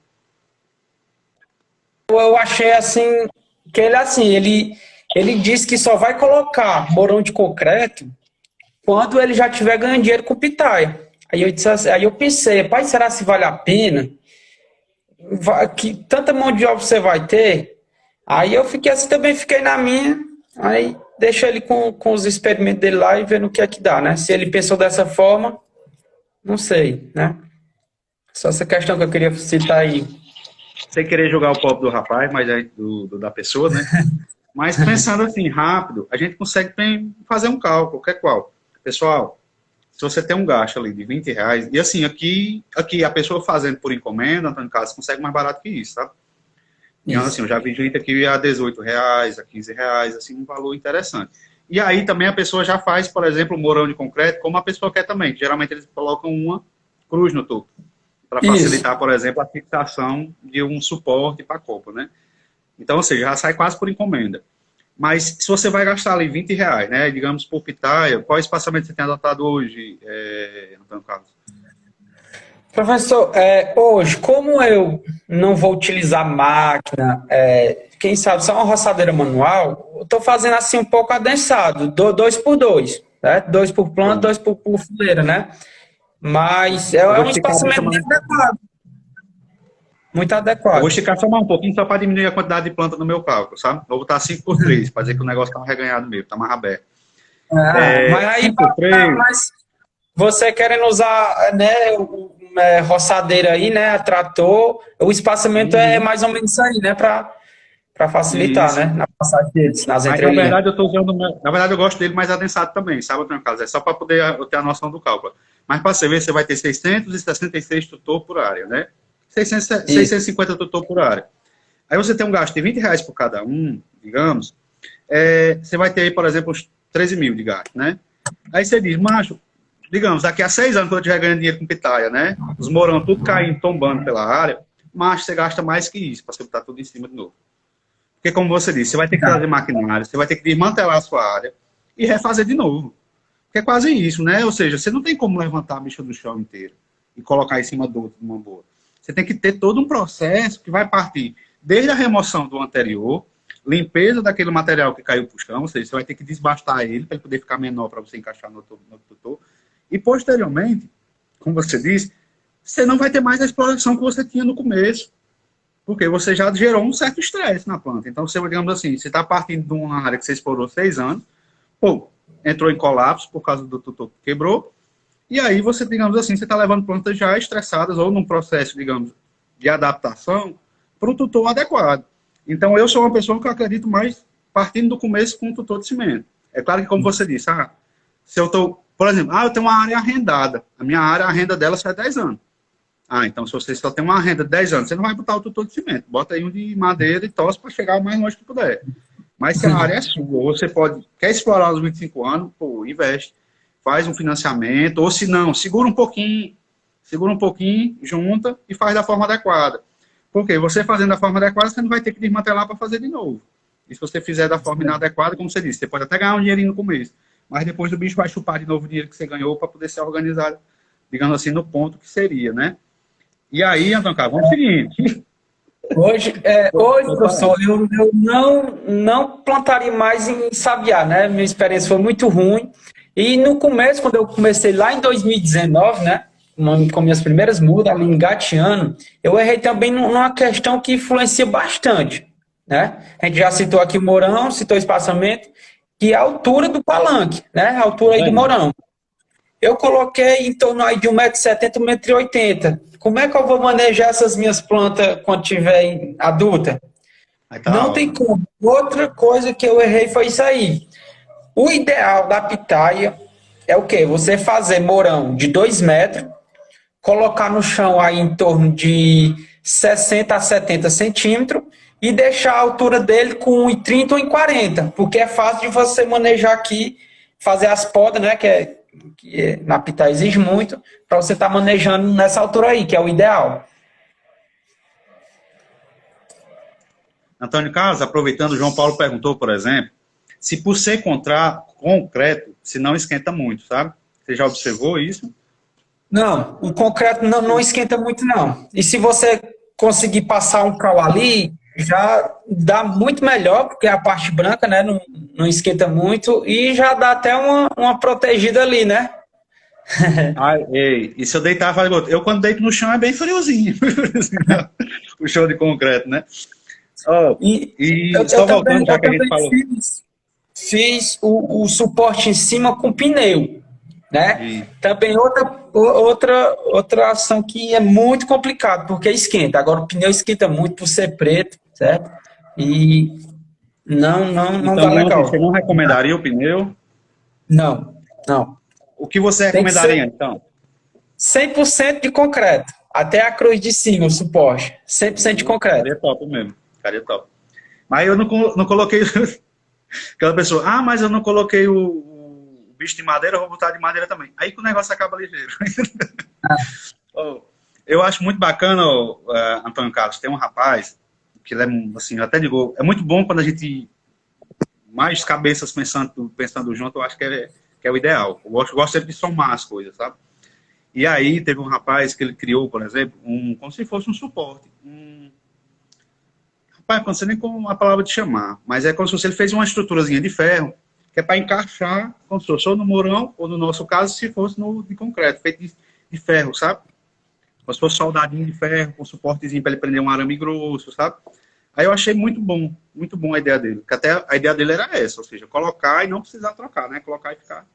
Então, ou seja, ele, digamos assim, usou um pouco a capacidade dele, ele também trabalhava com ferro, e fez essa estrutura, que é como se fosse uma cabecinha. Ele chega, coloca assim, encaixa, e aí faz Você já viu também, né? Pô, muito bacana. Porque quase é uma alternativa. É claro, pessoal, que como a gente está dizendo, a gente está pensando no ótimo. Nós estamos mirando no ótimo. O que é o bom? Mas a gente sabe, que é o que ele disse, nem sempre a gente tem a condição do ótimo. A gente tem que pensar em cada caso é um caso. Como eu disse, a terra dele é arrendada, meu Deus, eu quero só uns pezinhos para botar no quintal de casa para comer. Então, muitas vezes não compensa, por exemplo, para você ter no quintal da sua casa, no seu quintal produtivo, você ter um investimento mais alto. Então, você pode até usar o pneu, você pode usar os materiais, digamos assim, com menor durabilidade. No caso do pneu, até de que é uma coisa que, durante um tempo, a gente dizia assim, pneu era de graça. Aí parece que o pessoal soube que usava para pitaia, até pneu velho agora é vendido. Então, ou seja, já que você vai comprar o pneu, compra um arame grosso, um arame com tensão que aguente peso, e aí, consequentemente, você consegue fazer uma parada mais bacana. Se puder fazer de concreto, ótimo. Se não, faz de ferro. Não deu para fazer de ferro, pensa numa estrutura que dure mais tempo. Porque, como eu disse, lembre do peso da copa, né? O peso da copa, ela vai, digamos assim, forçar essa estrutura e, consequentemente, você não vai querer que o bicho seja maneiro. Você quer que seja mais pesado. Eu quero que o bicho tenha tanto peso, que... Ou seja, e que o peso seja de pitaia, né? Pode ser um cabo trepado em cima, mas quanto mais peso de fruto tiver, melhor. Então, eu não quero ter o problema de estou com um problema que o torou porque tem muito fruto. Não, eu quero o negócio aguenta o rojão mesmo. E aí, exatamente isso que a gente pensa, né, Antônio Carlos? A gente quer o quê? A gente quer prosperidade, a gente quer abundância, a gente quer um negócio gerando dinheiro. Até é bonito, eu gosto muito de agroecologia, se você me chamar para falar sobre agroecologia, agricultura familiar, eu vou para qualquer canto. Mas, como eu digo, hoje em dia eu já percebi que não dá para a gente só conversar de agroecologia e sustentabilidade sem o agricultor contar com alguma cor dentro do bolso também não, porque ninguém vive, eu não consigo viver só de agroecologia hoje, né? Eu quero que a agroecologia me sustente. Mas, eu quero lucro, eu quero rentabilidade, eu quero vida digna para todo mundo. Então a gente tem que ter essa percepção. Antônio Carlos, montei o suporte, estou me preparando para montar minha área. Aí já deixaram a pergunta para você. Como posso fazer a minha adubação de fundação? O que seria... E aí eu vou já agregar na pergunta da pessoa. De fundação e cobertura. O que eu faço depois que eu plantar? O que eu preciso fazer todo ano de adubação nela? Certo. Sobre a questão da adubação, professor, ainda está sendo estudado, né? Não tem ainda uma recomendação específica para a cultura da pitaia. Como eu falei, é uma cultura ainda de de poucas informações. Mas é deixar bem claro que para a pitaia é o mesmo jeito para as outras culturas, né? A adubação não é uma receita de bolo, né? Você tem que primeiramente fazer uma análise de solo para conhecer os níveis de nutrientes do seu solo, né? Nessa semana aí, semana passada, foi lançado aí um material muito bom, que é da Universidade Federal de Lavras, né? E lá tem algumas recomendações de adubação, né? Que já deu algumas informações, como pH, saturação por base, a mancha de absorção dos nutrientes que a pitaia exige, né? Mas não, se eu lhe disser assim, não, tem que colocar 100 gramas de fósforo, tal, eu vou estar sendo equivocado aqui. Tem que fazer pela análise solo para ajustar essa adubação, né? Mas de antemão, a pitaia exige aí um pH, né, levemente ácido, né, de 6,5 até 7, um pouco alcalino ali, deu, né? E uma saturação por base de 55 a 70%, tá bom? Os nutrientes que ela mais absorve é o potássio, em seguida aí cálcio, nitrogênio, magnésio, fósforo, tá bom? Já deu para ter esse conhecimento e é muito importante esse material, vale a pena dar uma estudada nele e começa pela análise solo. Sobre cobertura, né? No sul os caras usam muito amendoim forrageiro, né? Uma leguminosa de porte baixo, né? Lá tem um período de chuva muito bom, então lá dá muito certo. Aqui, não sei se daria certo, porque a gente tem um período de chuva aqui menor, né? E uma opção é a cobertura morta, né? Hoje eu trabalho com a palha da carnaúba, porque eu tenho mais disponibilidade desse material aqui, mas também pode estar usando aí bagaço de cana, capim triturado, para fazer uma cobertura morta aí. Hoje eu estou usando bagano de carnaúba e tá muito bom aqui para mim, né? Não, e eu até coloquei o link aqui do livro, que é o que você disse, a gente tinha uma escassez de informações sobre a pitaia imensa. Agora que a gente observa os primeiros, né? Então, a Associação Brasileira de Produtores de Pitaia, a gente tem o pessoal da Embrapa Cerrados, o pessoal da UFLA, trabalhando muito forte com a pitaia. Inclusive aqui no Ceará, o professor Márcio Kleber, na universidade onde eu estava lá, o professor Wander com a Luana estão trabalhando também. Então, a pitaia hoje é objeto de muitos estudos mesmo. E uma coisa que a gente fala, de forma assim ampla, né, como o Antônio Carlos fala, que a gente não tem como bater o pé. A gente ainda não tem como chegar e dizer o direcionamento em caso de grama, né? Mas a gente tem, digamos assim, a gente sabe que ela é uma cultura que ela se dá bem, digamos assim, numa condição mais rústica, no sentido de solos que não são tão férteis. Ou seja, o nosso solo tipo de semiárido, eles são solos que às vezes apresentam certas deficiências, seja de fósforo, em determinados locais, por exemplo, aqui a gente tem solos que chega a ter fósforo disponível próximo de zero. E a gente tem solos, por exemplo, que tem deficiências específicas, por exemplo, em micronutrientes, e ela consegue se desenvolver. Só que se desenvolver, produzir, não necessariamente quer dizer que ela está obtendo o máximo de potencial dela, né, Antônio Carlos? Ou seja, quando a gente tiver essa casa, digamos assim, essa precisão da adubação, vai permitir que a gente explore o máximo. Que a gente chegue e coloque ela, geralmente, para ir trabalhar na condição de ótimo, e aí ela explore, chega a obter, digamos assim, o máximo de produtividade, o máximo de desenvolvimento. Hoje, que é o que o Antônio Carlos falou, o que a gente tem feito, o que o Antônio Carlos tem feito lá, é basicamente o que a gente faz para qualquer cultura no semiárido. É colocar uma adubação orgânica, não é isso, Antônio Carlos? Fazer, isso. Digamos assim, por que a adubação orgânica ao invés digamos assim, do NPK? Na adubação orgânica, e eu falo por mim, a gente tem, digamos assim, todos os nutrientes, de certa forma, disponíveis ali naquele material. Se é um esterco de gado, de criação, ou um composto pronto, um bocache, seja um adubo sólido orgânico, e se ele é de origem animal, primeiro que você alimenta o seu animal de forma completa, você não deixa ele passar fome. Então, ou seja, ele tem uma dieta alimentar completa. Então, nem tudo ele absorve, o esterco dele também sai com de tudo um pouco. Então, ao colocar o esterco, você supre, digamos ali, todas as necessidades, por exemplo, que a pitaia tem inicialmente. E a segunda coisa é colocar a cobertura, que é a palha de carnaúba que o Antônio Carlos citou. lá no pessoal do Pará ou em outras regiões, do Pará, no Paraná, a gente tem, por exemplo, um clima mais ameno, digamos assim, ou uma precipitação maior, né, Antônio Carlos? O nosso regime pluviométrico ele é mais estreitinho. E aí, a nossa condição de falta de umidade, ou dessa amplitude térmica do solo, né, que a hora esquenta demais, aí, pô, aí a raiz da pobre fica presa, não consegue se desenvolver. Então, ou seja, a gente colocando essa cobertura, a gente melhora a condição, tanto para ela absorver o adubo, como ao mesmo tempo também aquela condição para que a raiz dela esteja sempre ali, na parte de cima do solo, sem sofrer essa amplitude, essa insolação direta nela. Então, ou seja, essas são práticas que vocês podem usar hoje. Esse direcionamento que o Antônio Carlos dá, por exemplo, do que ele vem fazendo, é o que vocês podem replicar na propriedade de vocês ou no local de vocês. Até o quê? Até a gente conseguir ter esses dados, digamos, mais precisos para poder trabalhar de forma intensa. Mas, digamos, eu vou trabalhar com orgânico, dispensa a análise de solo? Não. A análise de solo é uma coisa barata, não é cara. Às vezes a gente fala em análise de solo, parece que o cara vai gastar 1 milhão. Não. Uma análise de solo, dependendo de onde for, por exemplo, ia ser aqui de Limoeiro, digamos assim, completa, chega ali a custar 70, 80 reais. E aí você, com a análise de solo, você economiza um bocado de dinheiro, porque às vezes você está botando um saco de adubo, já não é mais nem 80 reais. Então, ou seja, você economiza dinheiro ao você fazer uma análise de solo. Nunca deixe de fazer. Você está lá perto do Antônio Carlos, chama o Antônio Carlos para ir coletar sua análise de solo, faz lá, remunera o cara. Se estiver perto daqui, chama a gente que a gente vai. E aí, como eu disse, é uma referência. Todo mundo deveria ter uma análise de solo da sua propriedade. Porque seja orgânico, seja convencional, você tem que saber o que tem no seu solo. Precisa saber o que está lá, sabe? E o Antônio Carlos, ele fala de uma coisa que é extremamente importante, que é o pH. Ou seja, pessoal, o pH é um dado simples do solo que vocês têm que ter.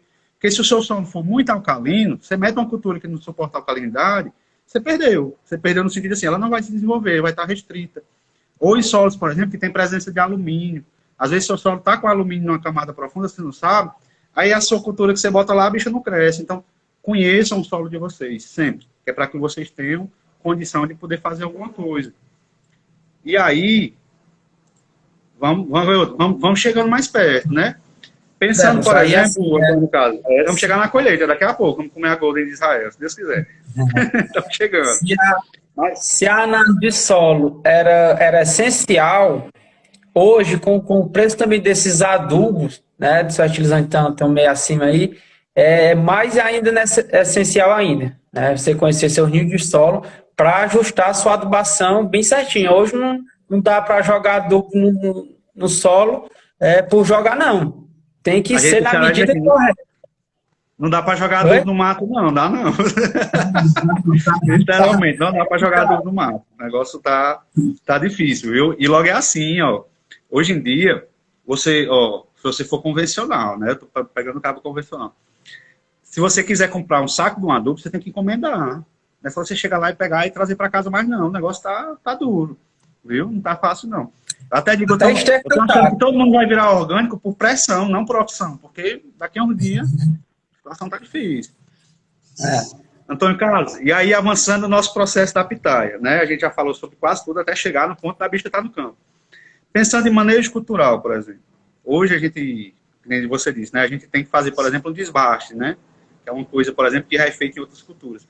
A pitaia, ela demanda muito desbaste, ou muito, nesse começo não vai precisar, vai ser só quando ela estiver grande. Então vai ser mais ou menos esse processo. O que eu demando, além do manejo do mato e da adubação? O que a gente teria além do, digamos assim, de manejo para ela? As podas, né, professor?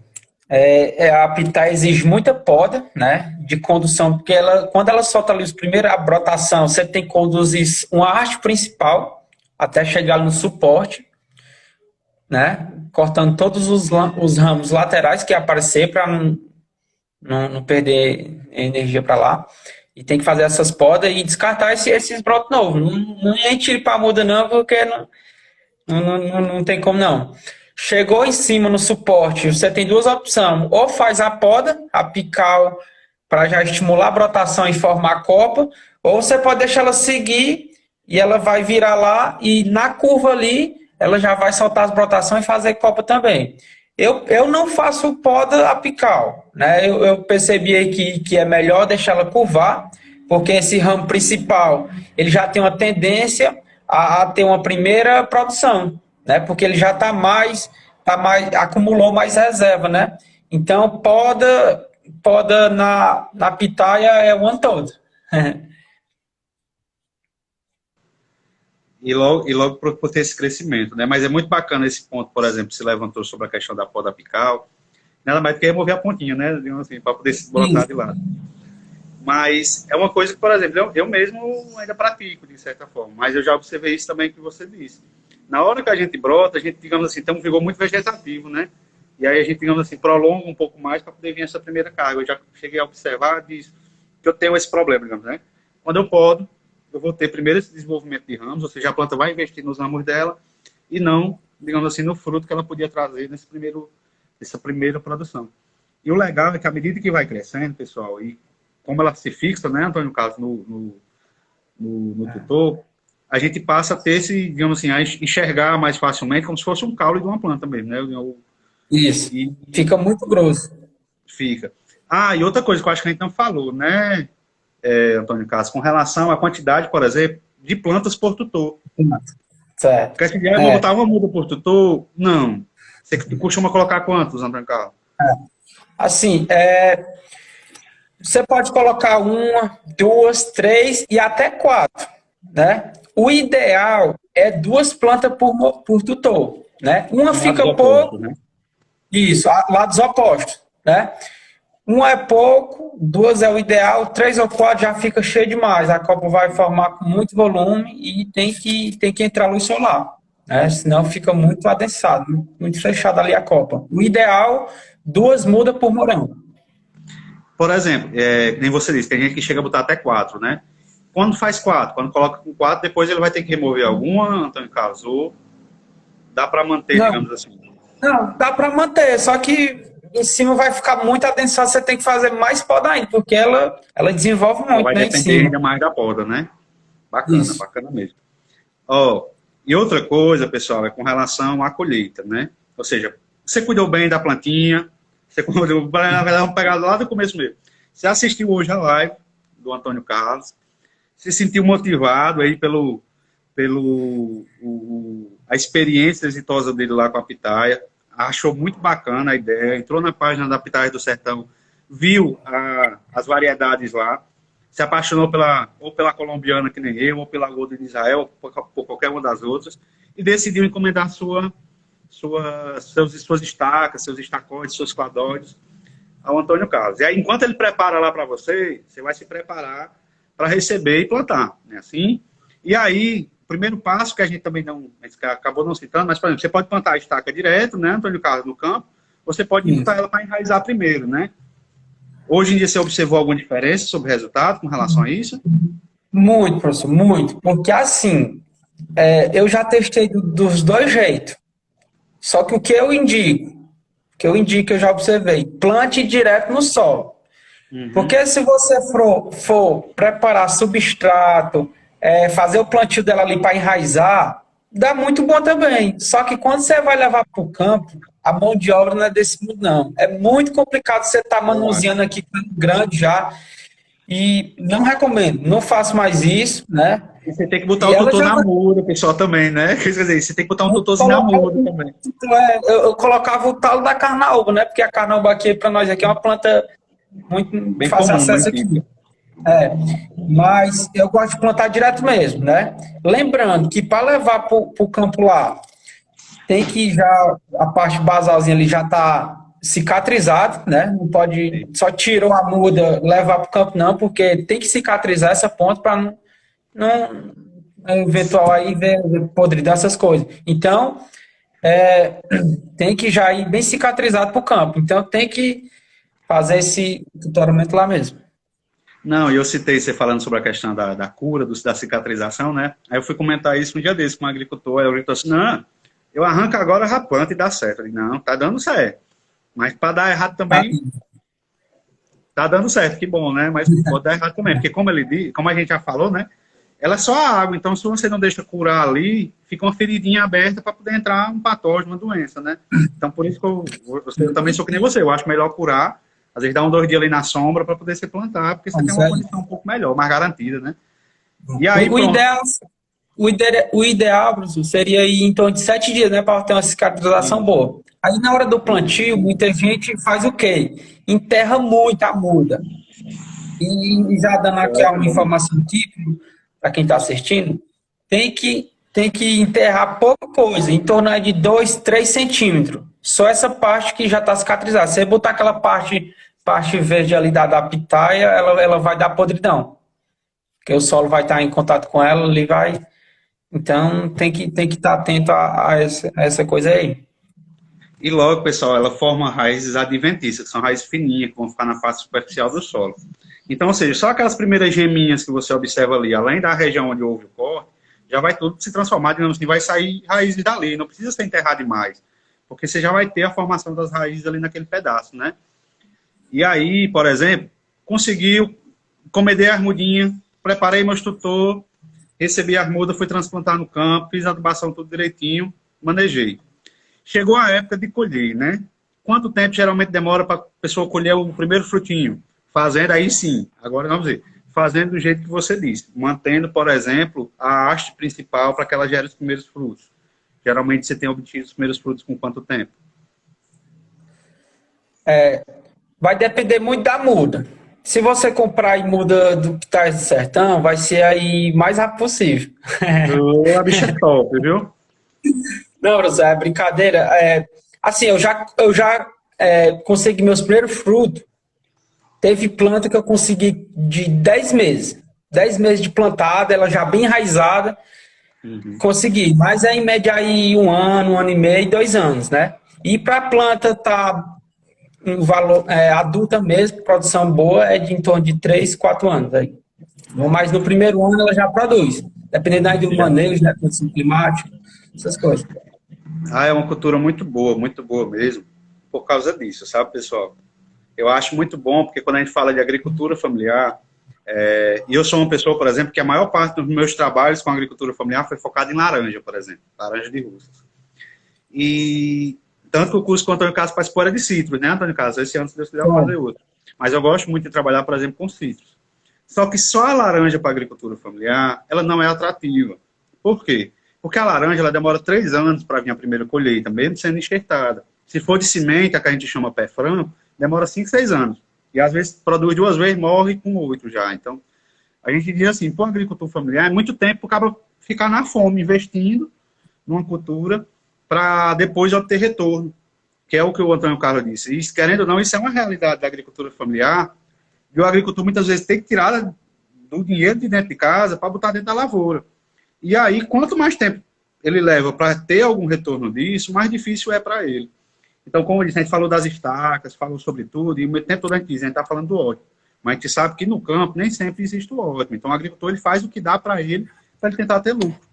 E aí a pitaia ela é muito boa, porque ela permite que você tenha lucro, digamos assim, ou você começa a ter um pouquinho de retorno com 1 ano. Ou seja, o agricultor ele pode muitas vezes, dentro desse período de 1 ano, trabalhar, se ele plantar antes do inverno, fazer um cultivo de sequeira, aproveitando a área, pode ter, digamos, uma fonte de renda, seja alguma hortaliçazinha, para tentar obter dinheiro até a pitaia chegar. Por quê? Porque vai ser só 1 ano. Aí a pitaia chegou, começou a produzir um pouco, e isso vai ser exponencial, vai crescendo. Ano após ano, que nem o Antônio Carlos disse, dá para, digamos, segundo, terceiro ciclo dela, ele vai ter uma produtividadezinha um pouquinho maior, ele começa a ter retorno. E isso é bom para o agricultor, porque ele, digamos assim, ele bota nos olhos que está dando certo. E quanto mais tempo, por exemplo, mais difícil. Então, se eu penso, por exemplo, hoje na laranja, eu só penso com, digo, a laranja com outra coisa. A laranja com a pitaia lá numa linha, a pitaia entrando como um componente, digamos, precoce para esse sistema, para que o agricultor tenha retorno. E aí, como o Antônio Carlos também diz, né? Se você comprar da pitaia do sertão, vai chegar o mais ligeiro possível. E aí, mesmo sem ter recebido, ter comprado ele ainda, eu sei que é isso. Porque eu disse a vocês, porque ele vai colher a estaca no período certo, vai cuidar dela de forma adequada e mandar para você. Então, ou seja, você sabe pelo menos que o material genético que você vai receber tá show. Você deu a condição para ele ali se desenvolver, você vai ter isso como resultado.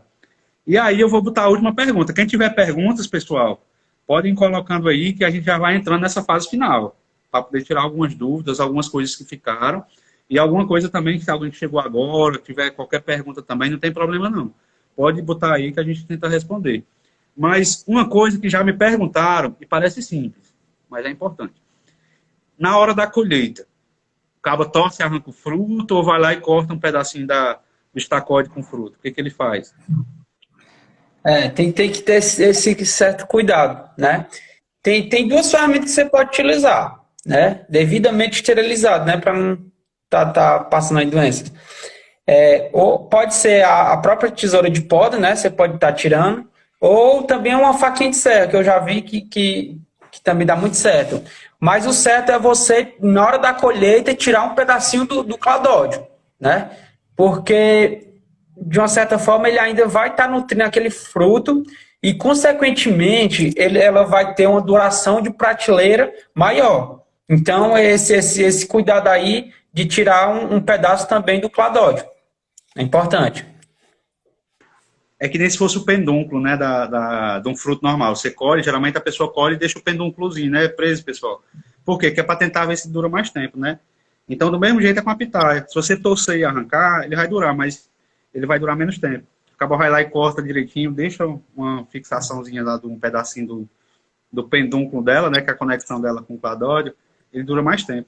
Então, parece uma coisinha simples, mas, galera, isso aí, para quem está colhendo, faz uma diferença enorme. E se você torcer o fruto ali, professor, vai dar uma lesão até maior, né? E você serrando ali ou cortando com a tesoura, ele vai ter uma cicatrização até melhor do cladódio. Isso. E chegar a hora que for passar aí, sai, né? Vai chegar a hora de cair, cai e pronto. Aí, ó, as perguntas começaram a surgir, né? Vou fazer assim, eu vou começar pela do Felipe Hermínio, que está depois da do Eduardo.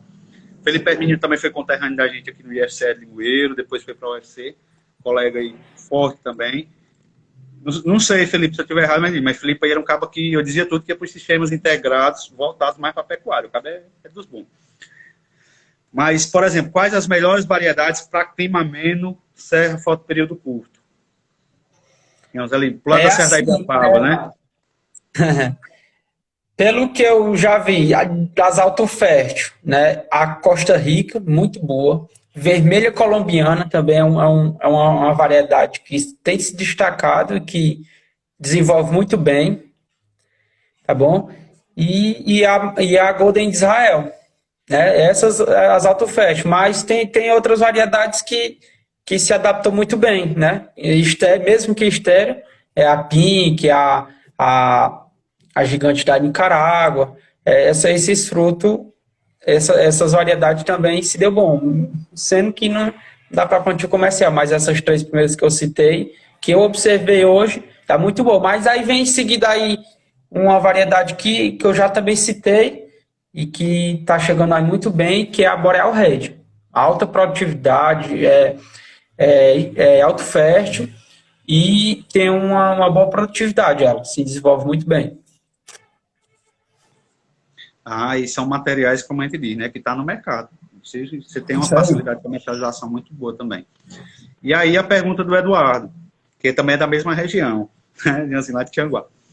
Por exemplo, qual o preço mais ou menos da muda hoje, né?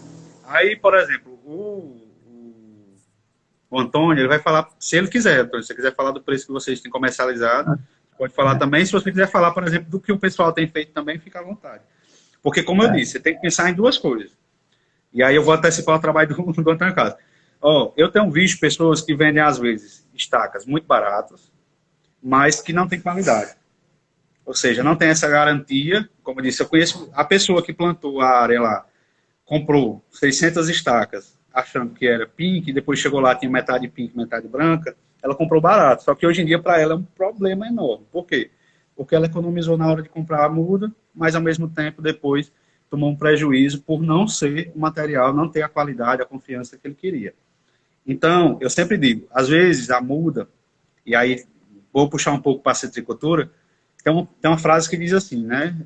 A muda é a pedra angular da citricultura. Por quê? Porque antigamente, se você ia construir uma casa, o alicerce da casa, você buscava uma pedra para ser a base daquele alicerce, uma pedra angular, a pedra base da estrutura. E aí, do mesmo jeito, é a muda. A muda é o pilar da sua área de produção. Se você levar uma muda de má qualidade para o campo, você não pode querer resultados bons, ótimos. Por quê? porque já começou errado. A muda não tem capacidade de atingir isso.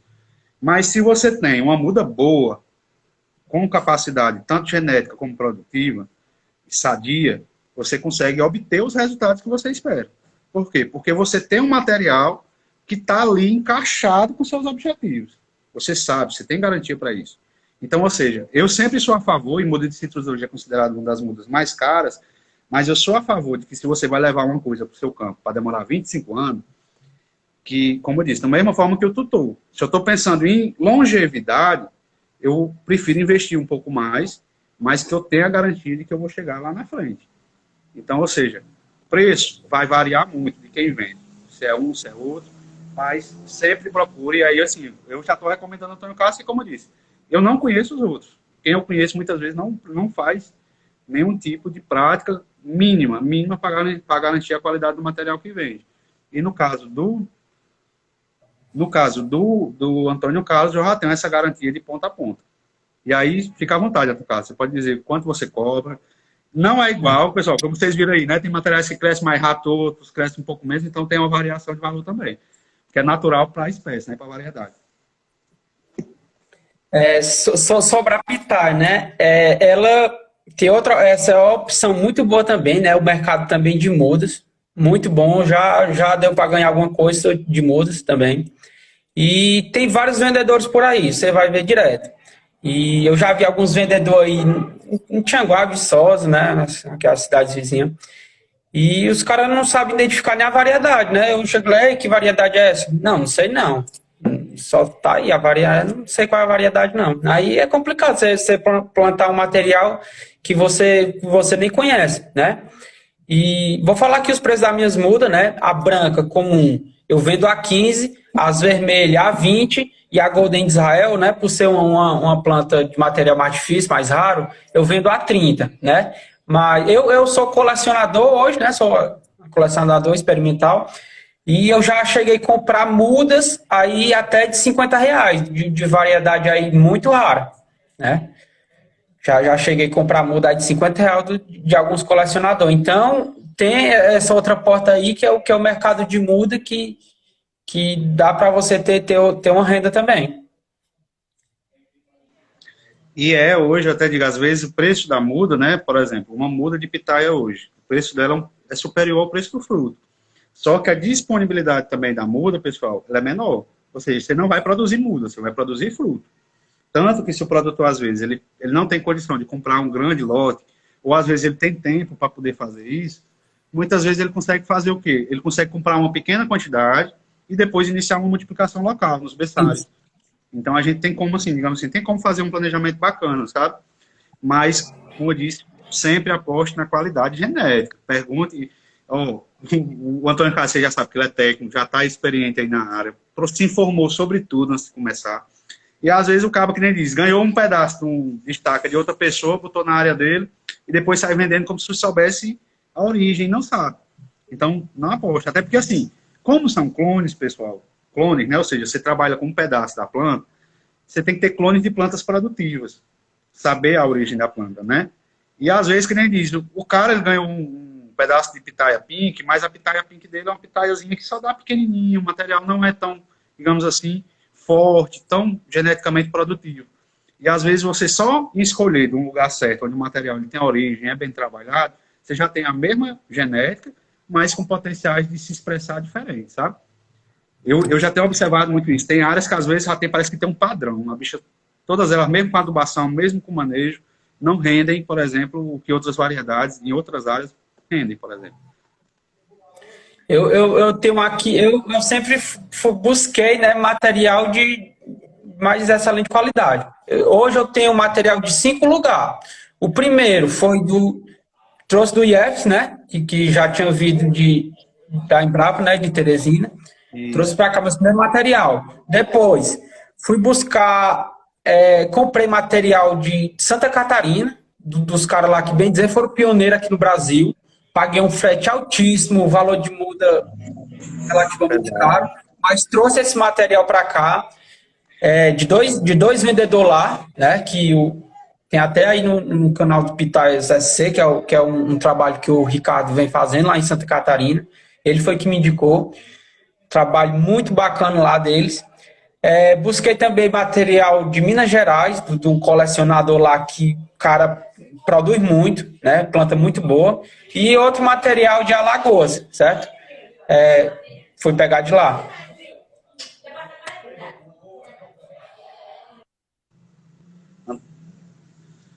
Antônio Carlos, e aparecendo aqui as últimas perguntas, né? A do Felipe aqui, por exemplo, né? Que ele falou sobre a questão do tutor.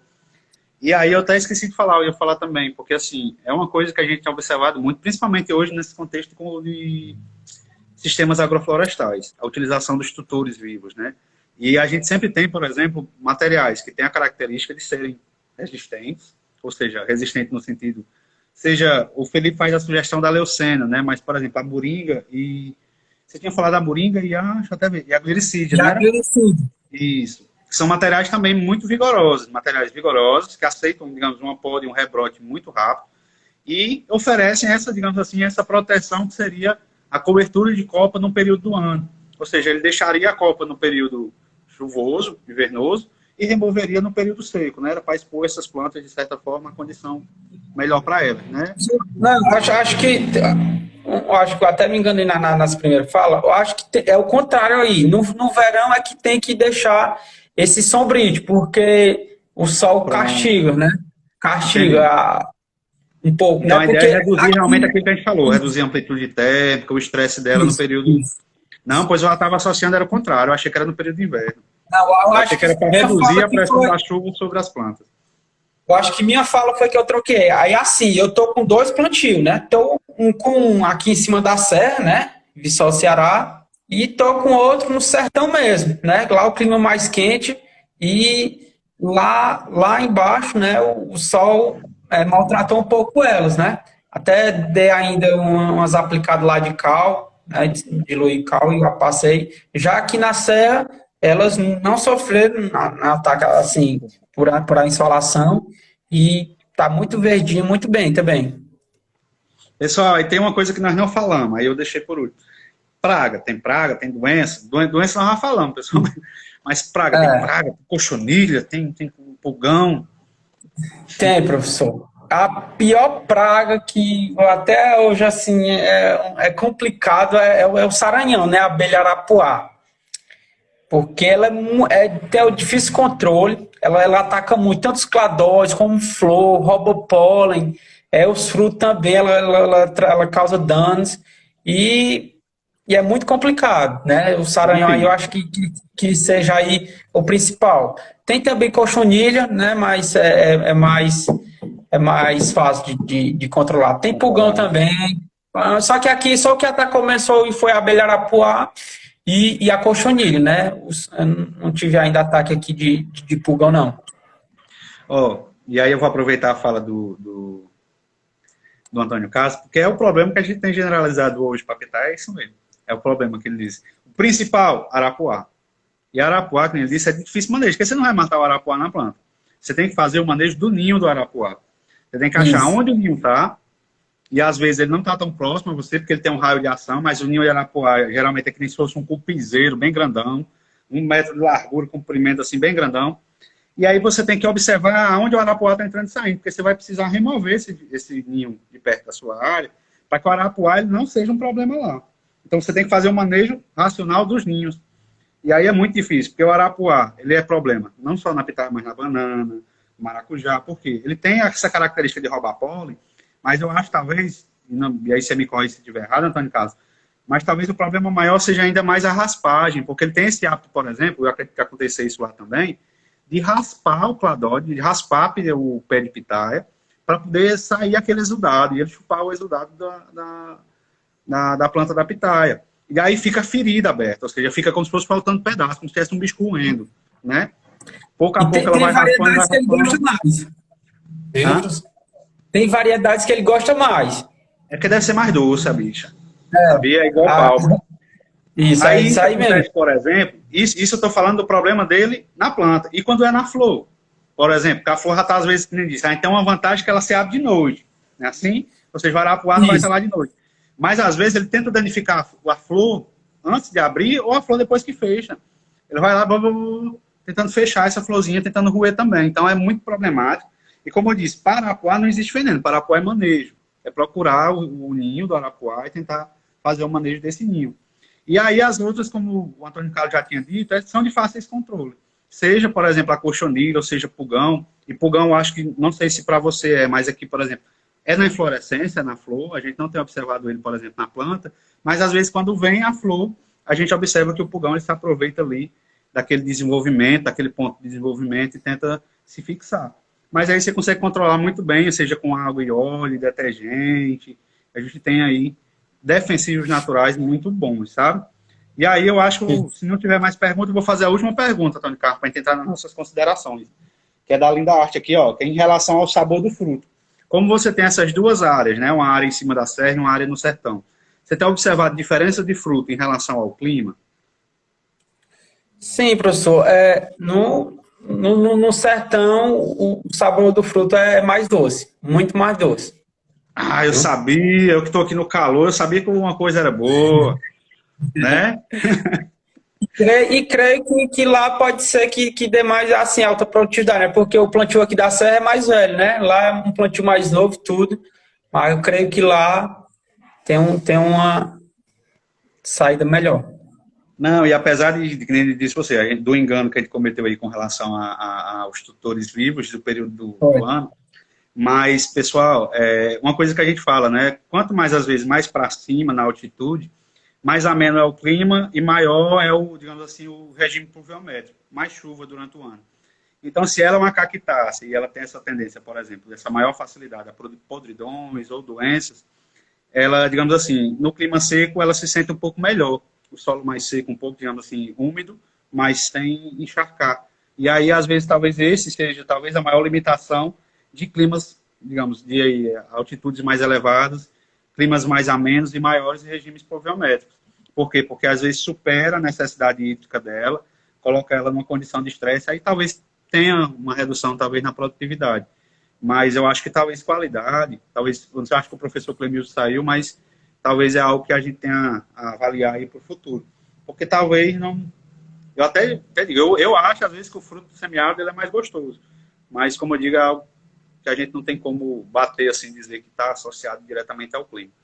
Não sem estudos prévios.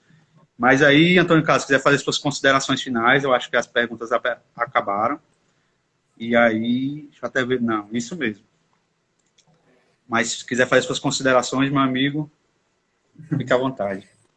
Tá bem, professor. Foi muito bom participar desse momento, né? Acho que a minha primeira live, assim, tinha participado de um momento desse.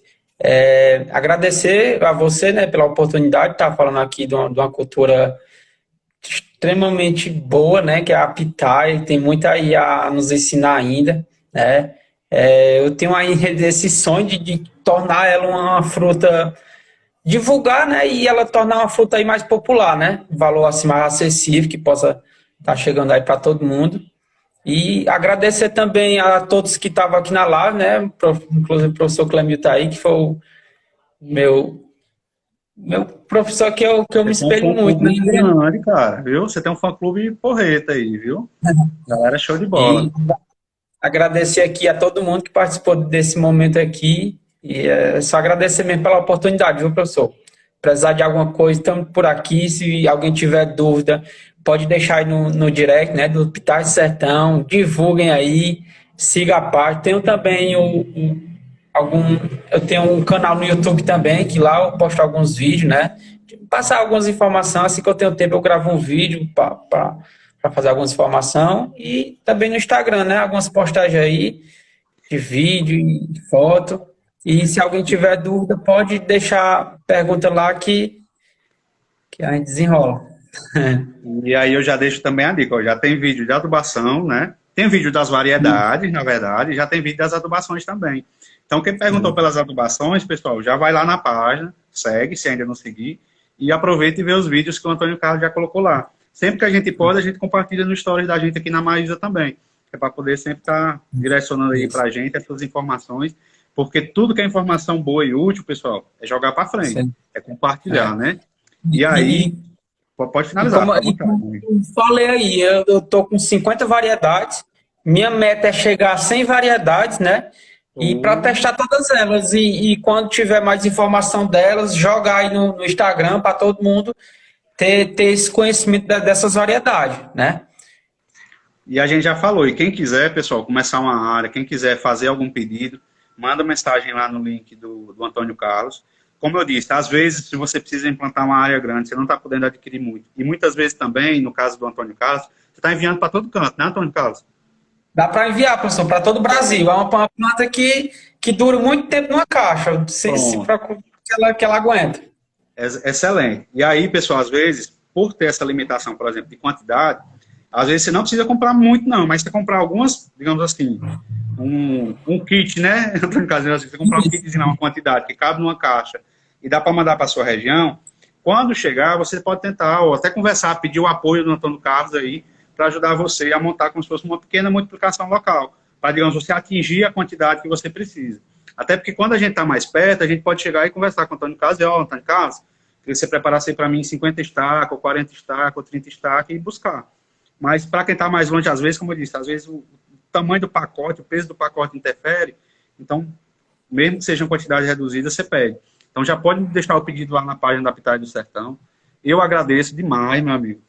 Desde a época que eu tive contato com o Antônio Carlos, até isso que eu digo, a pandemia, ela trouxe, de certa forma, problemas imensos, né? Imensos, pessoas que deixaram a gente, mas, ao mesmo tempo, acho que eu tive a oportunidade, principalmente através do curso online, na época, de conhecer inúmeras pessoas. Algumas estão aqui hoje, como o Eduardo, como o Antônio Carlos, são pessoas que participaram lá do curso, foram lá ouvir um pouquinho do que eu tinha a dizer, e que até hoje, de certa forma, acompanham o trabalho, tanto do Eduardo como do Antônio Carlos.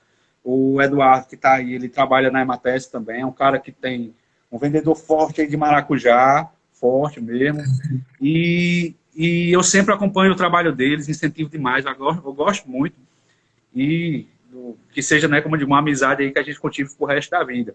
Então, parabenizo demais, meu amigo, o seu trabalho, Antônio Carlos. Eu acompanho, diz assim, quando eu soube que você era Pitaia, você disse, não acredito, cara.